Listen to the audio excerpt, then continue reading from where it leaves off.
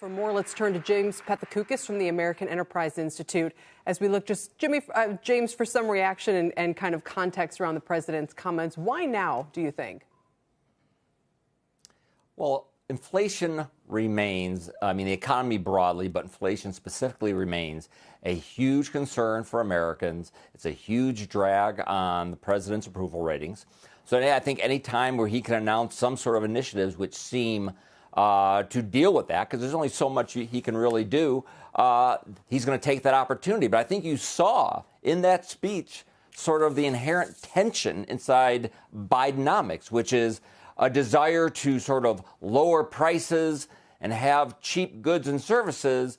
Also, you don't want to have a trade regimen like we've had in the past, which is optimize low prices. You want to have tariffs on certain things. You want to buy American. You want to, reshore industries. Those things and low prices are in tension. I just don't think either they don't get it or they're not going to acknowledge that. Let's talk a little bit about his focus in the middle of the speech on what he called junk fees. And he said, among other things, that companies that haven't started to cut prices as inflation abates should do so.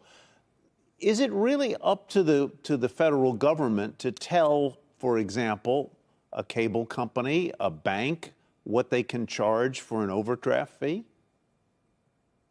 It's certainly an ambitious conceptualization of the role of government, is to go through all the many sectors of our $25 trillion economy and try to find places where you think these companies are behaving unfairly. And the fact that this is something the administration is attempting to do, I think it's a wisp of desperation, because obviously they can't control monetary policy, right, which is the main inflation fighter here. So what else can they do? Well, we can go after overdraft fees or credit card fees. When if they really want to do something big, again, they would think about their trade policy, which is not a trade policy that really cares a lot about low prices for consumers.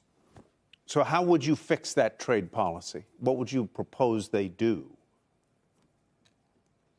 There's a lot of areas. You still have effectively tariffs on European steel and aluminum.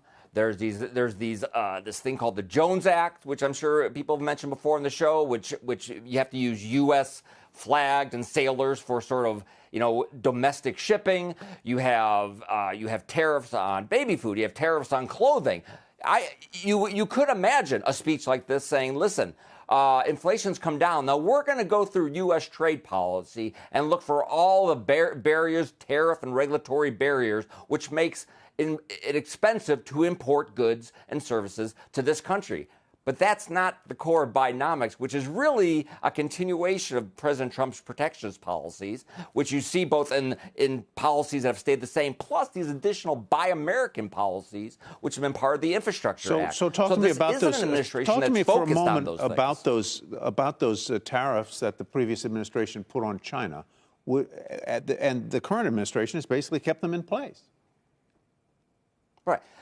Good idea? Not a good idea. President Biden talked.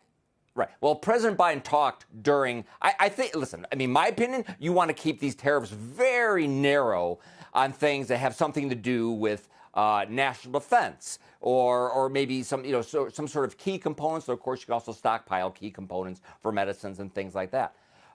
But the point, if I understand the Biden trade policy, it's about jobs here at home. It's about reshoring production here at home, which is fine, but there's going to be a trade-off. And that trade-off is going to be what things cost. That's just the way it is. And that speech sort of ignored that trade-off. Yeah, or there's incentives. So that to hide the cost, we'll give you an incentive. Anyway, we could go on. James, thank you for joining us. We appreciate it.